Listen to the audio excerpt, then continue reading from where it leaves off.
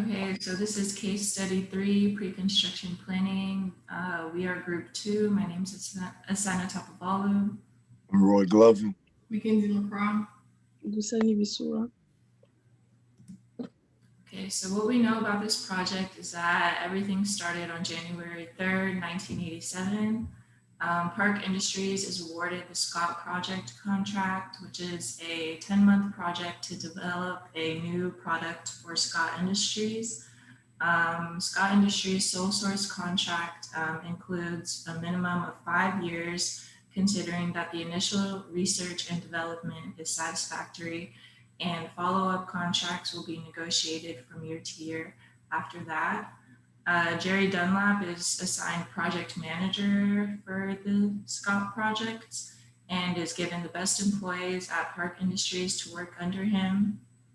The project office consists of Jerry and 6 other full-time employees, and then another 8 functional project team members, which 4 are full-time and 4 are half-time. Throughout the project, the workload fluctuates and team members stay consistent. They work about 2,000 hours per month, and they assume that each person would get $60 an hour.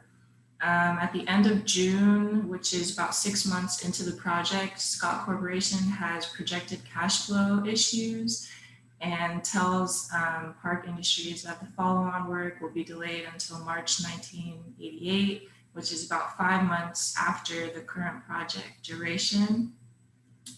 Jerry doesn't want the project office team to break up, and he doesn't want his project office members to move on to other projects because they have a really good team going. So because of this issue, Jerry demands $40,000 per month during this bathtub period.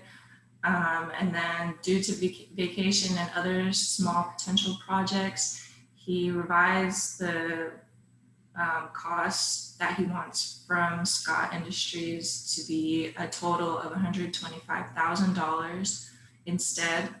The project team reschedules and plans until the management reserve is established.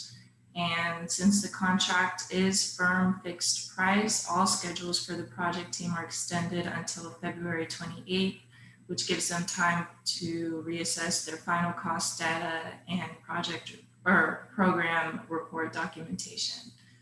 Frank Howard, who's Jerry's boss and the head of the project management division, agrees with Jerry's approach for the $125,000 cost. So conflict arose in September 15th, 1987, where Frank wants to book the $125,000 as excess profits because it will influence his Christmas bonus. And he wants Jerry to close the program out by November 1st. And he assures Jerry that he'll get his same team back. And this is very frustrating to Jerry because he's kind of being selfish and using that money, recording that money as profit that they didn't actually earn.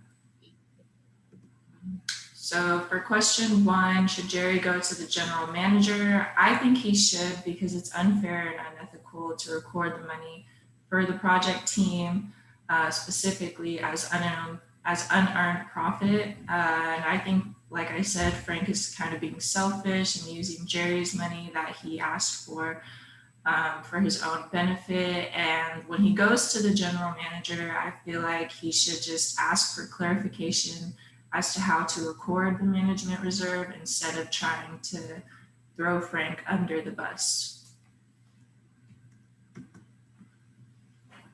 Okay, should the key people be supported on overhead?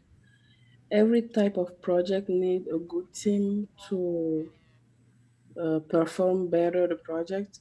So yes, and the reason having qualifying people to do a project is the key for the success, and they cannot risk to lose them and think about maybe they will get them back later, because we know that every company needs qualified people to work. So if they lose them, they might not get them back. So I think, yes, they should keep those people for the good results of the project. If this was a cost plus program, would you consider approaching the customer with your problem, hope of relief? If this was a cost plus program, I would already have the money to pay all my workers. So they wouldn't have to take off their vacations so they could take their vacations and I could pay them for any extra work. The cost plus program allow you to have money and then a little bit more money than what you needed in case of any emergency. So I believe if this was a cost plus program, everything would have went okay in the beginning and the situation wouldn't have been that bad. So if you were the customer of this cost plus program, what will your response be?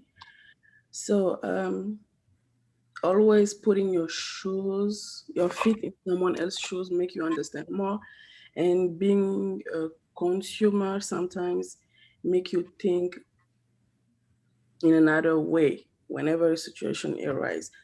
So if I was a customer, I would first think about uh, that the project manager is the one that should sit down and visualize everything and take good action in order to meet all the requirements for this project.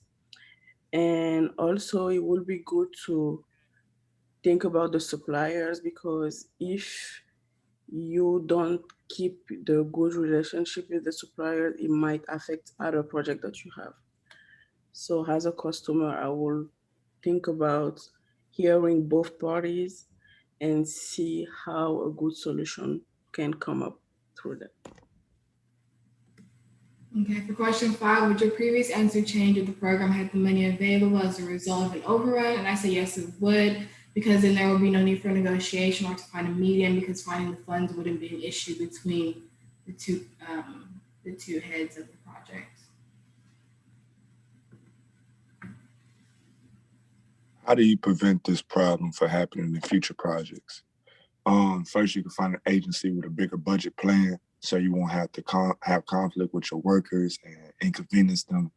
You can pay your key workers on time. You can let them take their vacation so everybody can be happy. It'll be a happy work environment. Work will get done better. And then you can spread out the work if you don't have really the budget at first. Plan out what you need first, take care of that, then find out what money left in the budget to figure out the rest of the project, and just take your time and pray that it'll be okay.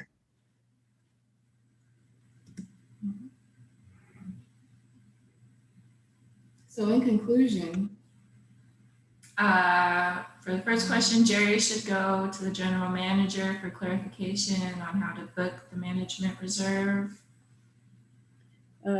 They should keep a good and qualified worker for the success of the project.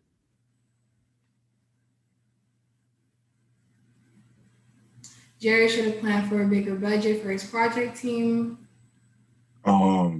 That's just overall just great planning in the beginning before you do any project or anything. As a project manager, you should know your budget. You should know how long you're going to be on the project. You should know how many people you should have to pay. So I believe Jerry should have planned a little bit bigger and just better for this project.